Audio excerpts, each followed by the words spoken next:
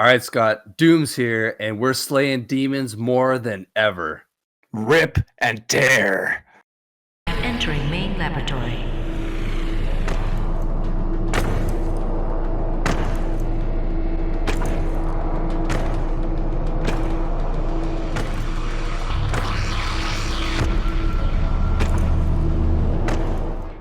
So we're back with a big title, Doom Eternal, and I'm here with the Doom guy himself. We're ripping and tearing through this one, but Nate, what's your first impressions? All right, man, so we're going to talk about the campaign with this review, because the battle mode, it's pretty cool, but the game, we all know, is solely focused, or mostly focused on the campaign. So the campaign, man, is amazing. I am completely hooked from the start to the end. It was fantastic, man. Yeah, my first impressions were a little rocky, where I was a little concerned, just because the way it looks is a little updated, and I knew they were kind of taking a cartoony kind of approach to the violence in this game. I guess it was kind of always there, though, so I really wasn't disappointed. A couple hours into it, I realized this is what I wanted. This is the Doom I was looking for, and I'm not disappointed. So, getting into that graphics, though, did you notice any difference between this one and the old one? Yes and no. They definitely added the gore factor, so when you're shooting and slaying all these demons, there's a lot of, violent look to it. Lots of gore. And that, in my opinion, did make it look better. And I don't know, like you were saying, dude, they basically kind of went all sense of realism kind of thrown out the window. Like if you played Doom 2016 to upgrade your armor, you went and found these old suits of armor and took out a chip. Well, in this game, it's literally like a holograph or like a spirit holding a token Yeah. for you just to grab. And then like the secrets, they're a big yellow question mark, and then you pick up like a disc or a soundtrack and stuff. So they kind of just took the realism out and just threw it out the window. So like you, at first I was a little bit, honestly, only for the first hour I was like, I don't know how I feel. But then afterwards, my goodness, once you're into the routine and the rhythm of just literally killing probably 200 demons at a time, it's unreal. Yeah, it took no time to get that achievement for 666 demons. That was almost, I think, the first level even. And yeah, seriously, man. I think my problems with it were mostly just the location. They've kind of changed things up a bit by putting it on Earth, by showing you some more earthly kind of constructs instead of the Mars-based kind of thing we're used to. And that was kind of a little soft for me. I didn't enjoy that at the beginning. But then when you do get thrown into other kind of environments where they look different, you get into the Sentinel world and all the different locations there, and then I had a real appreciation for the differences of the architecture. The varied hell was getting a little bit too red and just bloody, like it was too much. So in hindsight now, I really did enjoy that, but when I first started the game, I was a little bit nervous about the direction of it. I agree, man. Earth at first, like when you there's a few missions on Earth, and by the second or the third one, you're kind of like, I kind of want to be on Mars or something. But you do later on in the game revisit it, and again, it didn't feel the same. By the time I was back at Earth, it felt they made it different enough. So, yeah, I don't know.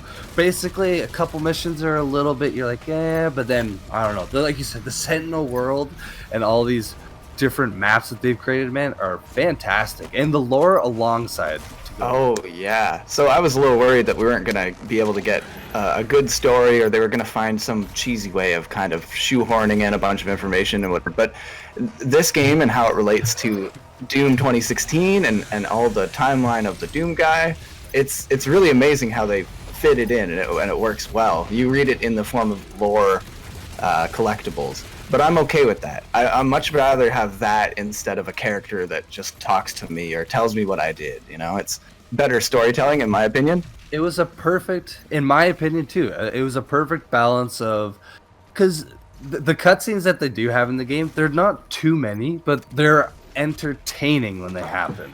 And they're needed. Like, I felt a little more fleshed out, at the very beginning of the game, with your first encounter with the priest. And then just all the different things that you get to read up on. It really just man, it blew my mind. Honestly, for a first-person shooter and for being Doom, it is probably one of the most deep stories and best stories I've played in years. I thought it was just going to be a case of, demons bad, humans good, kill demons. Like I thought that was the storyline of Doom. But then you get across 3 games and there's a lot of question marks. All those sentinels that we found through the gates in the last game. Now it all makes sense why everybody's all scattered, why there's different factions, who the cultists are.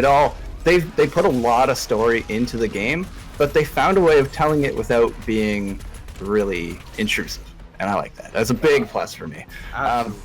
Audio-wise, we have to mention the audio. A bit of a different take on the metal side of the soundtrack. So interesting. But what did you think about that? Oh, dude, I loved it through and through, man. I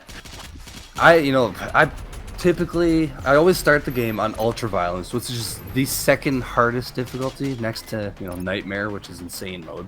Yeah, but I always start on that. So I often you die quite frequently in this game until you figure out the method to the madness. But in between the load screens, just the way they did the music, I just totally felt inside the game the entire time. Yeah, I think they kind of decreased a little bit of the intensity in favor of a more electronic sound, but that electronic sound wasn't lost on me.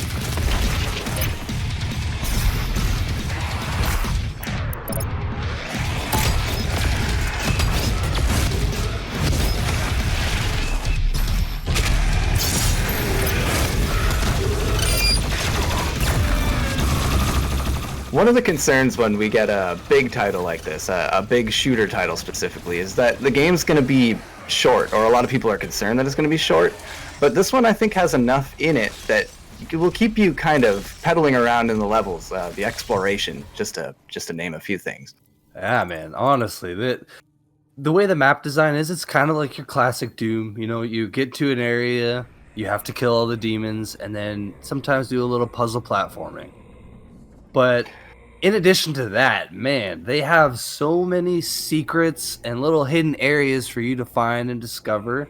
It's just chock filled. And some of these levels, dude, some of them took me like 2 hours, man. 2 hours to beat one of the missions. That is incredible. To keep you captivated for that long.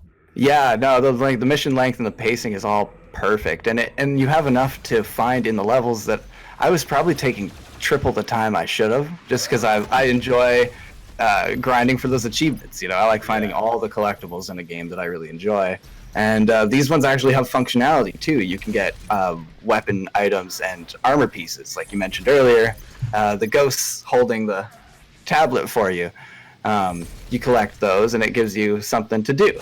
You can upgrade your power, but there's also that hub world where all of these things can be unlocked, and I think that's a really cool way of doing it.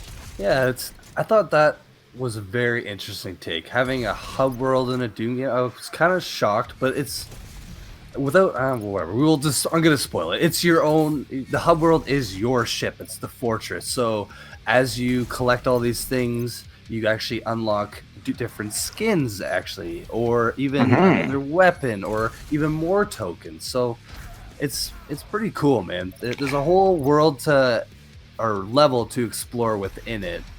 For all that, people who really like the lore, you even have your own little bedroom, which I thought was pretty entertaining. Yeah, it reminded me of things they've done similarly in the past. Wolfenstein 2 is one that stands out. They do a really good job of that hub world. Seeing it again in Doom, I was kind of a little worried, but it has its place, and I think they filled it up really nicely. But I think we've just about gotten to all we can without getting into the multiplayer. Again, we're going to revisit this at a later time. We're hoping for some updates and to see that get fleshed out. But as far as this campaign is going, Nate, what do you want to score this one? Well, dude, I have been waiting for this since the original.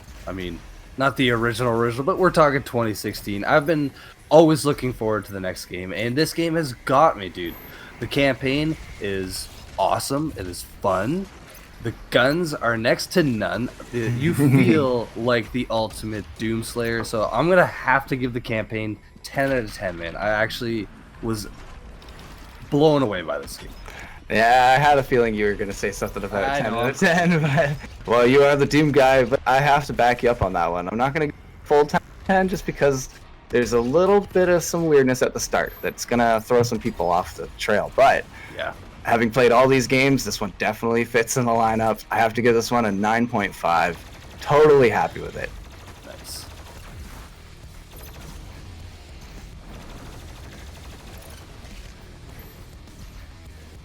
Doom Eternal has found its style of game and molds you into a masterful demon slayer.